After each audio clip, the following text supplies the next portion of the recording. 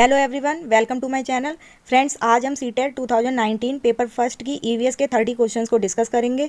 इससे पहले हम सीटेट 2021 के पेपर फर्स्ट की जो आपका ईवीएस का पोर्शन आता है उसको डिस्कस कर चुके हैं। अगर आपने वो वीडियो नहीं देखी है तो प्ले लिस्ट में जाकर उस वीडियो को देख लें। चलिए स्टार्ट करते हैं।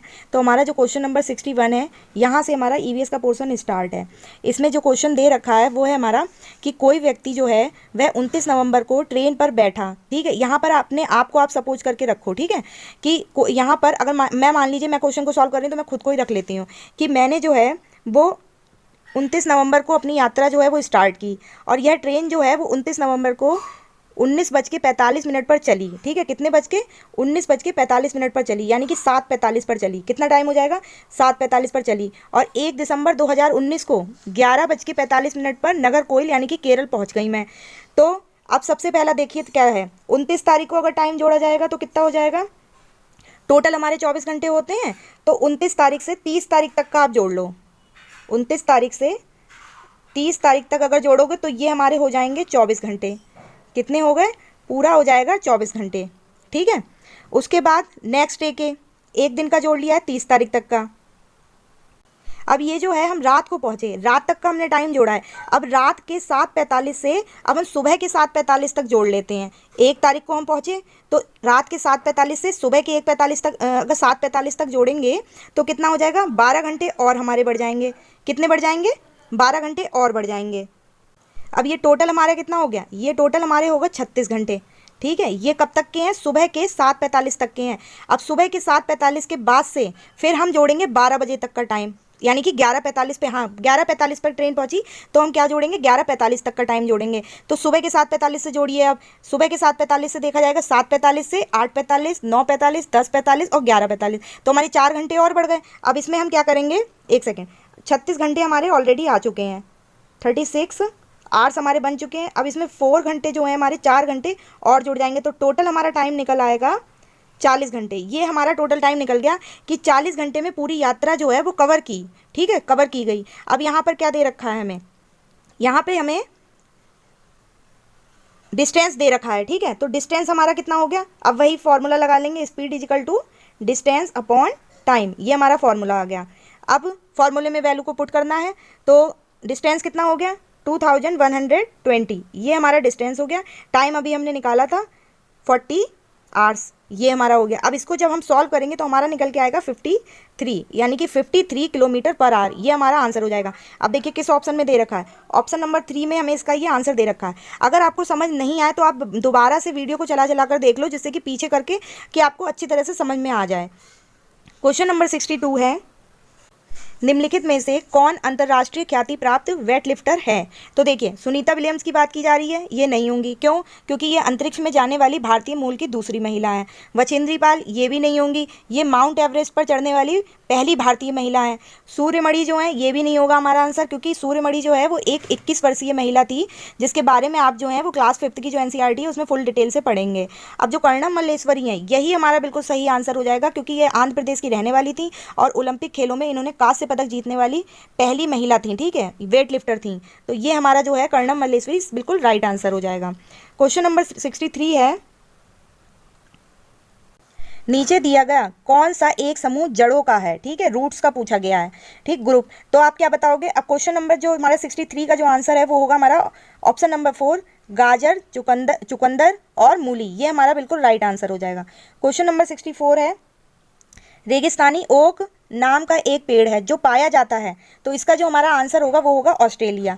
रेगिस्तानी ओक एक प्रकार का पेड़ है जो कि ऑस्ट्रेलिया में रेगिस्तानी जो इलाके हैं उसमें पाया जाता है। इस पेड़ की जो जड़ें होती हैं वो काफ़ी अंदर तक, गहराई तक मतलब फैली हुई होती हैं, जहाँ तक पानी होता है। और ये क्या करती हैं, जो जड़ें होती हैं वो, यह पानी पेड़ के तने में जमा होता रहता है। ठीक है, तो ये हमारा इसका बिल्कुल सही आंसर हो गया।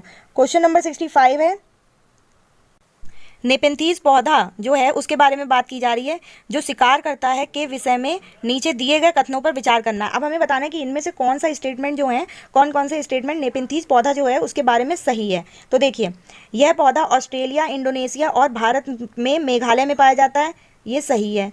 इसका आकार घड़े जैसा होता है और इसका मुंह एक पत्ती से ढका होता है, ये भी बात बिल्कुल सही है। तो हमारा ए और बी तो हमें सही पता चल गया है। अब कह रहा है यह केवल छोटे कीड़े मकोड़ों को फंसाकर उनका शिकार करता है। तो ये जो है ये केवल लगा दिया गया है, तो ये बिल्कुल गलत हो जाएगा। ठीक है, अब देखिए ऑप्शन नंबर जो हमारा डी दे रखा है वो कह रहा है यह छोटे कीड़े मकोड़ों को खींचने के लिए मोहक आवाज़ निकालता है जो इसमें फंस जाते हैं और बाहर नहीं निकल पाते हैं। तो देखिए डी कह रहा है कि यह आवाज़ निकालता है, तो ये जो है हमारा बिल्कुल गलत हो जाएगा, ये वाला भी हमारा गलत हो जाएगा। अगर यहाँ होता कि वह स्मेल छोड़ता है तो हमारा सही होता, क्योंकि इस पौधे में एक अच्छी सी खुशबू आती है जिसके कारण जो कीड़े मकोड़े होते हैं इत्यादि होते हैं वो चीज़ें जो होती हैं वो इस तक जाती हैं और यह जो होता है वो उन्हें अपना शिकार बना लेता है। तो हमारा जो इसका आंसर होगा, क्योंकि हमारा ए और बी सही है, तो देखिए किसमें है ए और बी, ऑप्शन नंबर जो फर्स्ट है हमारा उसमें ए और बी, ये वाला जो है हमारा आंसर बिल्कुल करेक्ट हो जाएगा। क्वेश्चन नंबर 66 है, भारत की आज़ादी से पहले महात्मा गांधी जी ने जिस दांडी के समुद्र तट तक अपनी प्रसिद्ध यात्रा की थी वह भारत के नीचे दिए गए किस राज्य में स्थित है। स्टेट पूछा गया है।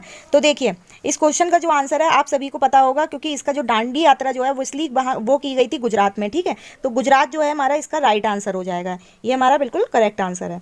क्वेश्चन नंबर 66 है, उच्च ज्वर तेज बुखार के साथ कंपी जिसका उच्चार सिनकोना पेड़ की छाल से किया जा सकता है। तो देखिए क्वेश्चन नंबर 66 का जो आंसर होगा वो होगा हमारा इसका मलेरिया, ये हमारा बिल्कुल सही आंसर होगा, क्योंकि मलेरिया में ठंड लगती है और इसी में सिनकोना की जो छाल है उसको उबाल कर उसका दवाई के रूप में हम इसका यूज करते हैं। तो ये हमारा बिल्कुल राइट आंसर हो जाएगा मलेरिया। क्वेश्चन नंबर 68 है, 68 में कह रहा है किसी डॉक्टर का घर एक्स पर स्थित है। ठीक है, सबसे पहले हम डायरेक्शन देख लेते हैं। तो डायरेक्शन मैंने आपको कल भी बताई थी, ये हो गई नॉर्थ, ये हो गई साउथ, ये है हमारा ईस्ट और ये हो गया हमारा वेस्ट।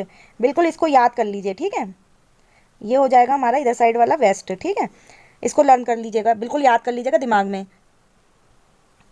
अब जो डॉक्टर है उसका घर जो है वो एक्स पर स्थित बता रहे हैं, किस पर स्थित, ये हमारा हो गया एक्स। ठीक है, ये इस पर क्या है, किसी डॉक्टर का घर जो है वो यहाँ पर स्थित है। ठीक है, एक सेकेंड, ये घर हो गया। ठीक, अब कह रहे हैं आगे देखिए, डॉक्टर के घर से अस्पताल जाने के लिए कोई सीधी सड़क नहीं है, वाई पर क्या है, अस्पताल है, अतः डॉक्टर पहले ए पर जाते हैं जो एक्स के ठीक पूर्व में 600 मीटर की दूरी पर है। किस पर जा रहे हैं, ए पर, और पूर्व में, पूर्व कहाँ पर होगा, ईस्ट, हमारा इधर साइड को होगा। ये हो गया हमारा ए। ठीक है, 600, ये कितना हो जाएगा, 600 मीटर तक चला। फिर उसके बाद है, फिर वह बी पर जाते हैं, बी पर जा रहे हैं जो ए के ठीक दक्षिण में। अब ए का दक्षिण कौन सा होगा, नीचे की तरफ, तो ये दक्षिण की तरफ जा रहे हैं। ठीक है, ए के ठीक दक्षिण में 450 मीटर की दूरी पर है, ये हमारा 450 मीटर हो गया। ठीक है, 450 मीटर, इसको लिखने की जरूरत नहीं है क्योंकि सिर्फ डायरेक्शन पूछी गई है, तो ये मैं नहीं लिख रही हूँ, सिर्फ आपको डायरेक्शन बताती जा रही हूँ, आप सही से समझते जाइएगा। फिर उसके बाद है ए के ठीक दक्षिण में 450 मीटर की दूरी पर है। फिर वह सी पर जाते हैं, ये हमारा बी पॉइंट हो गया, बी पर हम आ गए। अब सी पर जाते हैं जो बी के ठीक पश्चिम में है। अब बी का पश्चिम कौन सा हो गया, इधर का तो होगा नहीं, बी की तरफ तो होगा नहीं, इधर का होगा, बी के ठीक पश्चिम में ये हो गया, 120 मीटर की दूरी पर है। और अंत में वह कहाँ पर पहुंच रहा है, वाई पर, अपने अस्पताल पर पहुंचते हैं। अब हमें वाई पर जाना है, और वाई कहाँ पे है, सी के, ये हम सी तक आ चुके हैं जो सी के ठीक उत्तर में है। सी का उत्तर कौन सा हो गया, नीचे तो जाएंगे नहीं, सी का उत्तर होगा ऊपर, यानी कि साउथ, वो और नॉर्थ हो जाएगा। ठीक है, ये हम कहाँ चले गए, ऊपर की तरफ, नॉर्थ में चलेगा, उत्तर में, क्योंकि उत्तर में कहा गया है। ठीक है, अस्पताल के सापेक्ष डॉक्टर, अब अस्पताल के सामने पूछा गया, ये हम वाई पर आ चुके हैं। एक्स क्या है, घर है, अब वाई क्या है, हॉस्पिटल है। ठीक है, ये क्या है, हॉस्पिटल है। तो अस्पताल के सापेक्ष डॉक्टर के घर की सही दिशा क्या है। अब अस्पताल के सापेक्ष क्या होगा, ये हॉस्पिटल, इसके सापेक्ष, इसके सामने ये हो रहा है घर, तो घर किधर की तरफ है, नॉर्थ की तरफ है, और इधर साइड कौन सी हो गई, ये वाली, ये वेस्ट साइड हो गई, और ऊपर की तरफ ये नॉर्थ हो गया, तो नॉर्थ वेस्ट हुआ ना। तो इसका आंसर क्या हो जाएगा, नॉर्थ वेस्ट उत्तर पश्चिम। ऑप्शन नंबर जो 2 है वो बिल्कुल इसका राइट आंसर है। बार बार आप वीडियो को रिवाइंड करके देखेंगे तभी क्वेश्चन को, और बार बार क्वेश्चन को भी पढ़ेंगे तभी आपको समझ में आएगा, क्योंकि जो लोग फॉरवर्ड हैं उनकी तो मैं बात नहीं कर रही हूँ, लेकिन अगर किसी को बार बार पढ़ने, एक बार में समझ में नहीं आ रहा तो आप बार बार देख लीजिएगा। क्वेश्चन नंबर 71 है हमारा, एनसीएफ 2005 के अनुसार निम्नलिखित में से क्या प्राथमिक स्तर पर पर्यावरण अध्ययन शिक्षण का उद्देश्य नहीं होना चाहिए।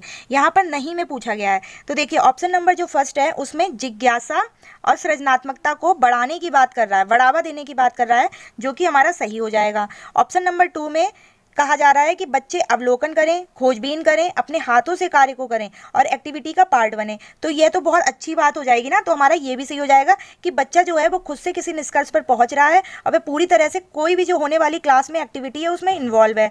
तो ये हमारा सही हो जाएगा। ऑप्शन नंबर 3 में नेचुरल, कल्चरल एंड सोशल जो हमारा इन्वायरमेंट है उनके बीच क्या रिलेशन है ये बच्चे समझें, ये बात कह रहा है, ये भी हमारा बिल्कुल सही है, उनके बीच रिलेशन को समझे, पहचाने। ऑप्शन नंबर जो 4 है वो पढ़ लेते हैं हम। ऑप्शन नंबर 4 में संख्यात्मक कौशल, इसकी बात कर रहा है, संख्यात्मक कौशल का विकास करना। ठीक है, तो जो कि हमारा ये वाला गलत हो जाएगा, क्योंकि यहाँ पर हम पर्यावरण सब्जेक्ट की बात कर रहे हैं। अगर यही ऑप्शन मैथ्स पेडागोजी में होता तो ये ऑप्शन जो है वो सही हो जाता, पर यहाँ पर ये जो आंसर है हमारा, यहाँ पर ये गलत हो जा रहा है, इसलिए यहाँ पर क्वेश्चन में नहीं पूछा गया, तो यही हमारा क्या बनेगा, आंसर बन जाएगा। बाकी तीनों चीज़ें सही हैं।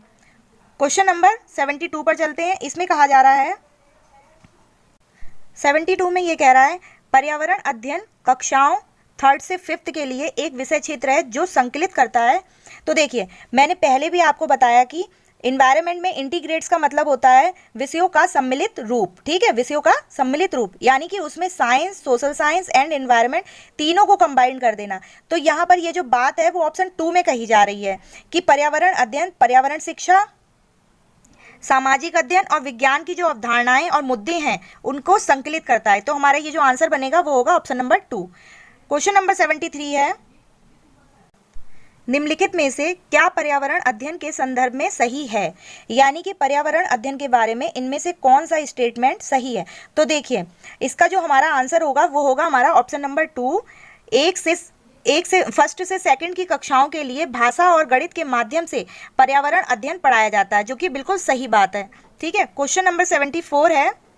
इसमें कहा गया है बच्चों को पर्यावरण अध्ययन को सीखने के लिए खोजने के द्वारा पर्याप्त समय दिया जाता है, यह इंगित करता है। यानी कि इसमें कहा जा रहा है कि बच्चा जो है उसको इन्वायरमेंट स्टडी को सीखने के लिए उसे खुद से खोज करके सीखने का पूरा टाइम दिया जाता है। यानी कि यहाँ पर लर्निंग बाय डूइंग की बात कर रहा है कि बच्चा खुद से चीज़ों को सीखे और नई नई चीज़ों के बारे में जानने का प्रयास करे। तो यह इंगित करता है कि पर्यावरण अध्ययन बाल केंद्रित है। ये जो हमारा 3rd वाला ऑप्शन है, ऑप्शन नंबर 3, ये बिल्कुल सही हो जाएगा, जहाँ बच्चे को लर्निंग के लिए बिल्कुल पूरी तरह से फ्रीडम दी जाती है कि वो खुद से चीज़ों को सीख सके। क्वेश्चन नंबर 75 है हमारा, निम्नलिखित में से कौन सा पर्यावरण अध्ययन पाठ्यक्रम के सुझावित प्रकरणों का उपप्रकरण नहीं है। सब थीम की बात की जा रही है। हाँ, सब थीम पूछा गया है इसमें। ठीक है, मतलब प्रकरण यानी कि जो मेन थीम है उनका एक सब थीम क्या है। ठीक, तो देखिए, जो हमने पहले पेपर डिस्कस किया था 2021 का, तो उसमें हमें जो मेन थीम थी उनके बारे में हमने बताया था, उनके बारे में डिस्कस किया था कि जो मेन है वो 6 थीम है इन्वायरमेंट में। मैंने आपको उनको नेम भी बताए थे, अगर आपको याद हो तो। ठीक है, अब इसमें सब थीम पूछा गया है। क्या पूछा गया है कि सब थीम क्या है। ठीक है, तो देखिए, फैमिली एंड फ्रेंड्स ये भी है हमारा मेन थीम में, फूड भी है, things we make and do ये भी है। तो सब थीम कौन सा बनेगा, एनिमल जो है, जानवर, ये हमारा सब थीम के अंतर्गत आ जाएगा। तो इसका आंसर जो है वो 3rd वाला ही बन जाएगा, क्योंकि बाकी जो 3 दिए गए हैं वो क्या है, मेन थीम है, मेन सब्जेक्ट्स के अंतर्गत आएंगे। क्वेश्चन नंबर 76 है, निम्नलिखित में से क्या पर्यावरण अध्ययन के शिक्षक के लिए वांछनीय गतिविधि है, कौन सी एक्टिविटी जो है वो सही है। तो यहाँ पर पूछा जा रहा है कि एक इन्वायरमेंट के टीचर को ईवीएस पढ़ाने के लिए उसे इन सारों में से कौन सी एक्टिविटी जो है वो क्लास में करानी चाहिए, जिससे बच्चे अच्छी तरह से लर्निंग करें। तो देखिए, हमारा जो भारत है, हमारा जो इंडिया है, वह विभिन्न जाति, धर्म और समुदाय के लोग उसमें निवास करते हैं। तो टीचर जो है वो क्लास में एक ऐसी एक्टिविटी को कराए जिसमें क्या हो, बहुत सारी जो संस्कृतियाँ हैं, जो कल्चरल है एक्टिविटीज़, मतलब वो सारी ही उसमें सम्मिलित हो जाएँ। बच्चे अपनी संस्कृति के साथ साथ अन्य जो संस्कृतियाँ हैं, अन्य जो धर्म हैं, उनकी संस्कृतियों को भी जानें। तो हमारा जो आंसर हो जाएगा वो हो जाएगा हमारा ऑप्शन नंबर 1, जिसमें कहा जा रहा है बहुसांस्कृतिक क्षेत्रों की बात। ठीक है, ये हमारा बिल्कुल सही हो जाएगा। क्वेश्चन नंबर 77 है,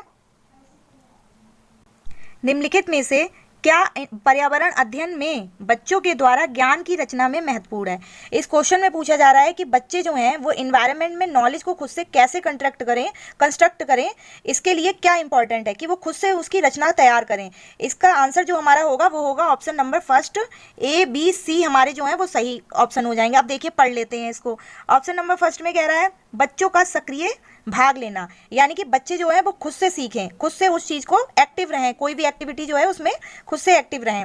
बच्चों के समुदाय के सदस्य, ये बात भी बिल्कुल सही है। पर्यावरण अध्ययन की पाठ्य पुस्तकें। तो देखिए यहाँ पर पर्यावरण अध्ययन की जो मतलब इन्वायरमेंट से रिलेटेड जो बुक्स हैं उनकी बात की जा रही है। तो ये भी बात सही है कि ये जो सारी चीज़ें हैं उनके साथ साथ हमारी जो नोट्स बुक्स और नोटबुक्स हैं वो भी इंपॉर्टेंट है, ऐसा नहीं है कि उनका कोई रोल नहीं है।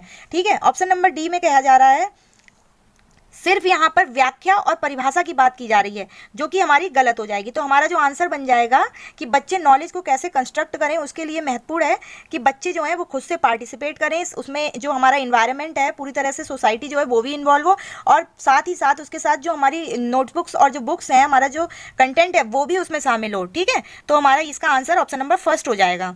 क्वेश्चन नंबर 78 है, बच्चों को पर्यावरण अध्ययन सीखने में प्रभावशाली तरीके से जोड़ा जा सकता है। यहाँ पर पूछा जा रहा है यानी कि बच्चों को इन्वायरमेंट पढ़ाने के लिए इनमें से कौन सी चीज़ जो है वो ज़्यादा इफेक्टिव रहेगी, जिससे बच्चे खुद से इंटरेक्ट हों चीज़ों से, इन्वायरमेंट से इंटरेक्ट हों और अच्छी तरह से उसको बेहतर ढंग से सीखें। तो हमारा जो इसका क्वेश्चन नंबर 78 का आंसर होगा वो होगा हमारा ऑप्शन नंबर 2। ये हमारा सही आंसर हो जाएगा, जिसमें कि ऑप्शन केवल ए और बी की बात की जा रही है। अब हम केवल ए और बी को पढ़ लेते हैं। क्या है इसमें, है वृतांत, नैरेटिव्स और कहानियाँ। ठीक है, जो स्टोरीज होती हैं उनके माध्यम से बच्चे ज़्यादा तरीके से सीखेंगे, ये ज़्यादा इफेक्टिव रहेंगे चीज़ें। उसके बाद 78 जो क्वेश्चन है हमारा वो क्या है उसको देख लेते हैं। पर्यावरण अध्ययन के शिक्षक के द्वारा बच्चों को जानवरों का अवलोकन और उनका चित्र बनाने को प्रेरित करने का उद्देश्य है।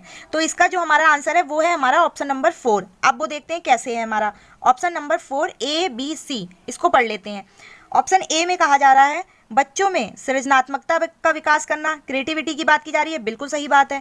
बच्चों में अवलोकन और रचना कौशलों का विकास करना, ये भी बिल्कुल सही बात है। उसके बाद कह रहा है कि बच्चों में, सी में कह रहा है बच्चों में सौंदर्यगत संवेदना का विकास करना। क्रिएटिविटी, सौंदर्यगत संवेदना और अवलोकन, रचना कौशल, ये सारी ही पॉइंट क्या होंगे, सही होंगे, क्योंकि हम जो करते हैं मतलब अवलोकन, जानवरों का अवलोकन और उनका चित्र बनाने को जब को प्रेरित करने का उद्देश्य हमारा यही है कि बच्चे जो हैं उनके अंदर क्रिएटिविटी आए। ठीक है, क्वेश्चन नंबर 80 है, उस पर चलते हैं। इसमें कहा जा रहा है पर्यावरण अध्ययन में शिल्पकला और चित्रकला को समूह में करके सीखने पर बल दिया जाता है। ठीक है, यहाँ पर किसकी बात की जा रही है, क्राफ्ट्स एंड आर्ट्स की बात की जा रही है कि उसको ग्रुप में हम सिखाते हैं और बच्चा खुद से करके सीखता है।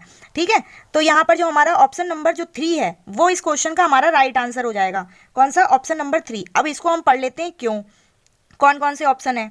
ऑप्शन नंबर 3 में है बी एंड सी। ठीक है, ऑप्शन ए कह रहा है कक्षा की अनुशासनहीनता को रोकने के लिए समूह में सीखना शिक्षकों के लिए एक आसान और बहुत प्रभावशाली युक्ति है।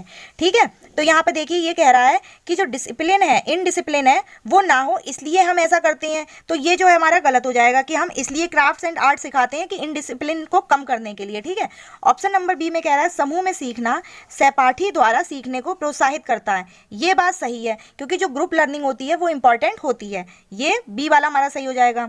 ऑप्शन सी जो है वो सी वाला कह रहा है कि समूह में सीखना कक्षा में सामाजिक अंतःक्रिया, यहाँ पे सामाजिक अंतःक्रिया को बेहतर करता है। ये भी सही हो जाएगा हमारा, क्योंकि जो ग्रुप लर्निंग होती है उसमें बच्चे आपस में सोशल इंटरेक्ट करते हैं। ये भी सही हो रहा है। उसके बाद जो डी वाला है उसको पढ़ लेते हैं। तो बी और सी जो है वो हमारे सही थे, पहला वाला जो ए था वो हमारा गलत हो गया था। अब देखिए ऑप्शन नंबर जो डी है वो कह रहा है समूह में सीखना पर्यावरण अध्ययन के पाठ्यक्रम को समय पर पूरा करने में सहायता करता है। तो यहाँ पे कह रहा है कि पाठ्यक्रम को पूरा कराने के लिए हम ग्रुप लर्निंग कराते हैं। तो ये भी हमारा गलत हो जाएगा, क्योंकि सिर्फ पाठ्यक्रम को कंप्लीट नहीं कराना हमारा उद्देश्य है। तो ये जो ऑप्शन बी और सी ये दोनों हमारे सही हो जाएंगे। ये जो है वो ऑप्शन 3 में आ रहे हैं, इसलिए हमारा करेक्ट आंसर हो जाएगा 80 का। क्वेश्चन नंबर 81 है। इस क्वेश्चन में दे रखा है निम्नलिखित में से क्या पर्यावरण अध्ययन को सीखने का सबसे प्रभावशाली संसाधन है। यहाँ पर जो हमारा आंसर बनेगा वो होगा option number 3 A B C. ये हमारा सही आंसर होगा। यानी कि इन्वायरमेंट को सीखने के जो इंपॉर्टेंट सोर्सेज हैं वो family members, community members and newspaper, ये तीनों होंगे। ठीक है, ये ए बी और सी।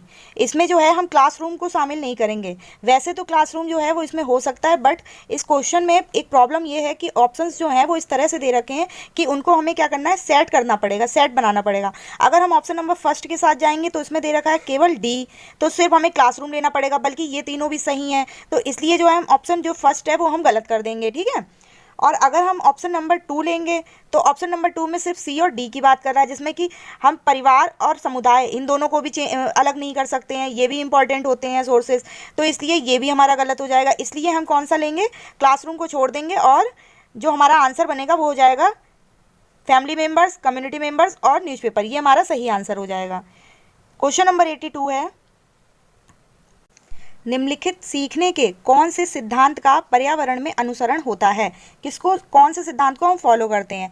इन्वायरमेंट को सिखाने के लिए हम नोन टू अननोन, ये जो है हमारा ऑप्शन नंबर 4 ये सही हो जाएगा कि नोन टू अननोन जो प्रिंसिपल है उसको हम फॉलो करते हैं, क्योंकि प्राइमरी लेवल पर इन्वायरमेंट जो है वो पढ़ाई जाती है, वह इसीलिए कि बच्चे अपने आसपास का जो इन्वायरमेंट है उसको जाने, और प्राइमरी लेवल पर हम बच्चों की जो पहले की जो प्रीवियस नॉलेज होती है उसको जानते हैं और पूर्व ज्ञान को नए ज्ञान से जोड़ते हुए बच्चों को पढ़ाते हैं। तो हमारा 82 का जो आंसर हो जाएगा वो हो जाएगा नोन टू अननोन। ठीक है।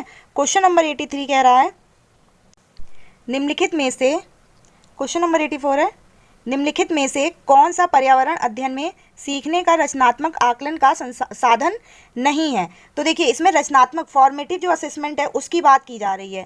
ठीक है, तो देखिए फॉर्मेटिव असेसमेंट जो है जो कि फीडबैक प्रतिपुष्टि की बात करता है। फॉर्मेटिव असेसमेंट में हम क्या करते हैं कि दौरान यानी कि जो ड्यूरिंग जो भी एक्टिविटी कराई जाती है वो इसके अंतर्गत आती हैं। समेटिव असेसमेंट जो है वो जजमेंट के लिए सीधे होता है, यानी कि जो ऑप्शन नंबर हमारा 4 है वो हमारा आंसर हो जाएगा, क्योंकि ये समेटिव असेसमेंट में होता है कि लास्ट में वार्षिक उपलब्धि परीक्षण, एनुअल अचीवमेंट टेस्ट, ये लास्ट में तैयार कराए जाएंगे, जो कि समेटिव असेसमेंट का कार्य होगा, ना कि फॉर्मेटिव असेसमेंट का साधन है। ठीक है। क्वेश्चन नंबर 84 कह रहा है, निम्नलिखित में से किसको पर्यावरण अध्ययन में बच्चों के आकलन में दूर करना चाहिए। यानी कि जब आप पर्यावरण में बच्चों का आकलन कर रहे हैं तो आप किस चीज़ को ज़्यादा इंपॉर्टेंस नहीं देते हैं। ऑप्शन नंबर फर्स्ट में है बच्चों के उत्तर को सही या गलत में आंकना। ऑप्शन 2, कक्षा 5th क्लास 5th के ईवीएस पाठ्यपुस्तक में प्रत्येक पाठ के अंत में दिए गए आज हमने क्या सीखा पर चर्चा करना। आकलन के संकेतकों का उपयोग। फिर है ऑप्शन नंबर 4, बच्चों के सीखने के जो गुणात्मक आकलन, ठीक है, सीखने का गुणात्मक आकलन ये कह रखा है। तो सारी बातें जो है वो सही हो जाएंगी, सारी बातें सही है, पर हम बच्चों को कभी जज नहीं करते हैं, उसने सही जवाब दिया या गलत ये नहीं देखते हैं, क्योंकि लर्निंग में हम बच्चों को सिखाने का काम करते हैं। तो जो हमारा ऑप्शन नंबर फर्स्ट है जहाँ पर ये कहा गया है कि बच्चों के उत्तरों को, जो वो उत्तर दे रहे हैं उनको सही या गलत में आंकना, ये काम जो है वो हम नहीं करेंगे, क्योंकि बच्चों का आकलन करने में हमें इस बात को इंपॉर्टेंस नहीं देना चाहिए। तो यही हमारा आंसर हो जाएगा, क्योंकि यहाँ पर यही कहा है कि आकलन में दूर करना चाहिए, तो नॉट वाला ही पूछा गया तो वही आंसर दे देंगे। क्वेश्चन नंबर 85 है, एक कक्षा 5 की शिक्षक एक क्रियाकलाप का संचालन करती है जिसमें वह कक्षा के बच्चों से फर्श पर चीनी के कुछ दाने डालने को कहती है और उनको चींटियों के आने का इंतजार करने को कहती है। बच्चों को इस क्रियाकलाप से अर्थपूर्ण सीखने को मिल सकता है यदि शिक्षक, ऑप्शन नंबर फर्स्ट कह रहा है बच्चों को क्रियाकलाप का अवलोकन करने को प्रेरित करती है। ऑप्शन नंबर 2 कह रहा है, ये तो सही है, ऑप्शन नंबर 2 कह रहा है बच्चों को अपने अनुभव साझा करने को प्रेरित करती है, ये भी सही है। बच्चों को क्रियाकलाप का अवलोकन, अनुभव साझा और उस पर चर्चा करने को प्रेरित करती है। देखिए ऑप्शन नंबर फर्स्ट और सेकंड भी सही बात कह रहा है, लेकिन इन दोनों का जो सम्मिलन है, सम्मिलित रूप जो है वो ऑप्शन नंबर 3 में कह दिया गया है। तो option 3 is the right answer, यही हमारा सही आंसर हो जाएगा। ठीक है। क्वेश्चन नंबर 86 है, नीचे दी गई सूची पर विचार कीजिए। कछुआ, घड़ियाल, कौआ, बत्तख, मछली, इस सूची में से निम्न में से कौन सा दूसरों से भिन्न है। अब यहाँ पर बिल्कुल अलग की बात की जा रही है कि कौन सा निम्न में से भिन्न है। तो देखिए मछली, घड़ियाल, कछुआ, यानी कि फिश, क्रोकोडाइल, टॉर्टोइज, ये क्या हो जाएंगे, हमारे पानी में रहने वाले ऑर्गेनिज्म है। क्रो जो है, ये ऑप्शन नंबर 2, क्रो जो है वो पानी में रहने वाला ऑर्गेनिज्म नहीं है, तो ये बाकी सारों से क्या हो जाएगा, डिफरेंट हो गया हमारा। तो यही हमारा आंसर हो जाएगा, क्योंकि यहाँ भिन्न की बात पूछी गई है, किसकी, डिफरेंट की बात पूछी गई है, तो हमारा crow is the right answer. Question number 87 कह रहा है, क्वेश्चन नंबर 87 में है, कॉलम फर्स्ट दिया गया है हमें और कॉलम सेकंड। ठीक है, कॉलम फर्स्ट में हमें शहर या राज्य दिए गए हैं और उनकी जो अत्यधिक पसंद का भोजन दिया गया है, वहाँ पर क्या भोजन खाया जाता है वो दिया गया है ये। ठीक है, तो हमें क्या करना है, इसमें मैचिंग करनी है कि किस जगह पर या किस राज्य पर कौन सा भोजन खाया जाता है। तो देखिए ए में दिया गया है हांगकांग। हांगकांग जो है वहाँ पर लिंगू फेन कुक्ड स्नैक्स मिलते हैं, स्नैक्स मिलते हैं सॉरी, तो वो क्या हो जाएगा हमारा सांप, यानी कि सांप जो है वो हांगकांग में खाया जाता है, लिंगू फेन। ठीक है। और केरल में क्या हो जाएगा, केरल में हो जाएगा हमारा टेपिकोआ, टेपिकोआ केरल का हो जाएगा। कश्मीर में जो हो जाएगा वो होगा हमारा मछली को सरसों के तेल में वहाँ पर फ्राई करके खाया जाता है। तो ऑप्शन नंबर 3 सरसों के तेल, मछली को खाया जाता है, ऑप्शन नंबर 3। हाँ, सी का जो है हमारा सेकंड हो जाएगा कि सरसों के तेल में बनी मछली, ये भी सही है हमारा मछली। तो टेपिकोआ केरल, हांगकांग सांप हो गया और कश्मीर जो है हमारा मछली हो गया। गोवा जो है, गोवा का जो है वो कोकोनट ऑयल, यही फेमस है, तो नारियल के तेल में बनी समुद्र की मछली, ये सही हो जाएगा। यहाँ पे कोकोनट की बात की जा रही है। तो ए का हमारा फिफ्थ हो गया। अब देखिए ए का फिफ्थ कहाँ पर है, ए का फिफ्थ है, ए का फिफ्थ में ये दे रखा है, फर्स्ट सेकंड और थर्ड तीनों में दे रखा है। अब हम नेक्स्ट ऑप्शन को भी देख लेंगे कि केरल टेपिकोआ, ए का फर्स्ट, बी का फर्स्ट हो जाएगा। बी का फर्स्ट कहाँ पर है, तो देखिए यहाँ पर भी बी का फर्स्ट नहीं है, बी का सेकंड दे रखा है और यहाँ पर भी बी का सेकंड नहीं, लेकिन ए का फिफ्थ और यहाँ पर भी ए का फिफ्थ दे रखा है। तो हमारा जो आंसर बनेगा वो हो जाएगा हमारा सेकंड वाला, ए का फिफ्थ, बी का फर्स्ट टेपिकोआ और कश्मीर का क्या था हमारा, कश्मीर का था हमारा ये मछली वाला, उसके बाद गोवा का कोकोनट ऑयल। सी का क्या हो जाएगा हमारा, सी का हो जाएगा सेकंड और गोवा का हो जाएगा हमारा थर्ड। तो यही जो हमारा ऑप्शन जो 2 है वो हमारा सही आंसर हो जाएगा। क्वेश्चन नंबर 88 में कहा गया है, नीचे दिए गए पक्षियों की कौन सी प्रजाति झटके से अपनी गर्दन आगे पीछे करती है। तो देखिए इस क्वेश्चन में बच्चों को बहुत ज़्यादा कन्फ्यूजन हुआ और बहुत सारे जो बच्चे हैं उन्होंने इसका जो आंसर है वो उल्लू लगा दिया था, ठीक है। आउल जो है वो इसका करेक्ट आंसर बता दिया था, बल्कि उल्लू जो है वो अपनी जो गर्दन है वो पूरी 360 डिग्री जो है उसको घुमा लेता है, यानी कि पूरा रोटेट कर लेता है अपनी गर्दन को। तो हमारा जो आंसर हो जाएगा, इसका आंसर होगा हमारा मैना, जो कि क्या करती है, वह झटके से अपनी गर्दन को आगे पीछे करती है। तो यहाँ जो आंसर बनेगा वो हो जाएगा मैना, ना कि उल्लू। तो हमारा अब क्वेश्चन नंबर 89 जो है, घरों के नीचे दिए गए विवरणों पर विचार कीजिए। ए ऑप्शन कह रहा है, राजस्थान में गांव के लोग मिट्टी के घरों जिनकी छतें कटीली झाड़ियों की होती हैं में रहते हैं, ये सही बात है। मनाली में कह रहा है, मनाली हिमाचल प्रदेश में घर बांसों के खंभों के बनाए जाते हैं। अब देखिए हमने पिछले जो हमारा सीटेट 2021 का पेपर है, हमने वो पहले भी डिस्कस किया था, उसमें भी ये क्वेश्चन आया था इस तरह का। आप बार बार अगर क्वेश्चन पेपर को ही अगर सॉल्व करते रहते हो तो आधा जो कॉन्सेप्ट है वो आपका क्लियर होता रहता है। बार बार वीडियो को देखते रहो, बार बार कॉन्सेप्ट को क्लियर करते रहो, ठीक है।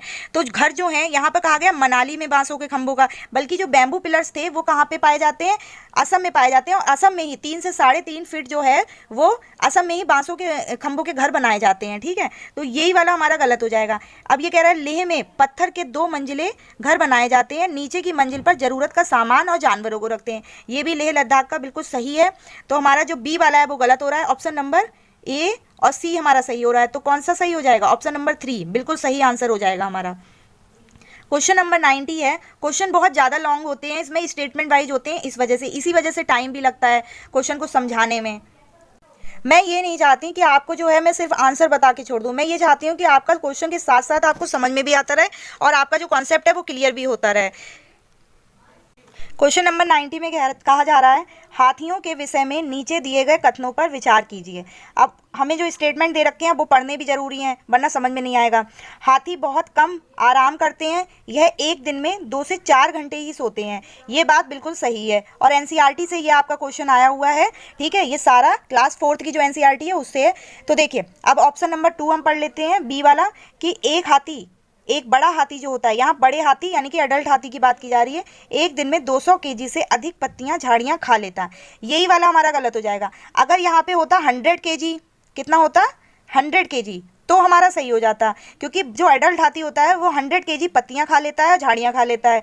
लेकिन यहाँ पर क्या है, और जो हमारा 3 महीने का जो हमारा हाथी होता है, हाथी का बच्चे, उसका वजन जरूर 200 केजी होता है। तो यहाँ पर ये थोड़ा सा घुमाकर आपको दे दिया गया है। अब यहीं पे क्या है, सिर्फ 100 और 200 की वैल्यू चेंज कर दो, यहीं पे आपका आंसर भी गड़बड़ हो गया। इसलिए बहुत सोच समझ कर ये चीज़ें पढ़नी है और बहुत सोच समझ कर ही इनका आंसर देना है। ऑप्शन नंबर जो सी है वो देखिए क्या कह रहा है, इन्हें पानी और कीचड़ में खेलना बहुत भाता है, ये भी सही है। इससे इनके शरीर को क्या मिलती है, ठंडक मिलती है। किसी हाथियों के झुंड में सबसे बुजुर्ग हथनी ही सभी फैसले लेती है, बुजुर्ग हथनी फैसले लेती है, ये भी सही है। तो देखिए हमारा जो बी वाला है वो सही नहीं बन रहा है। तो हमारा अब देखिए सेट देख लीजिए, बी सही नहीं बन रहा है, ए बी डी ये किस में है, सॉरी बी नहीं बन रहा है ना, हमारा बी वाला गलत हो जाएगा, एक मिनट टिक कर लीजिए, बी गलत है। तो हमारा हो जाएगा डी सी ए, ये दे रखा है। ठीक, ये इसमें भी बी दे रखा है, इसमें भी बी दे रखा है, इसमें भी बी दे रखा है। जब बी वाला गलत है तो हमारा कौन सा ऑप्शन नंबर 3 सही हो जाएगा, तो यही हमारा राइट आंसर हो जाएगा।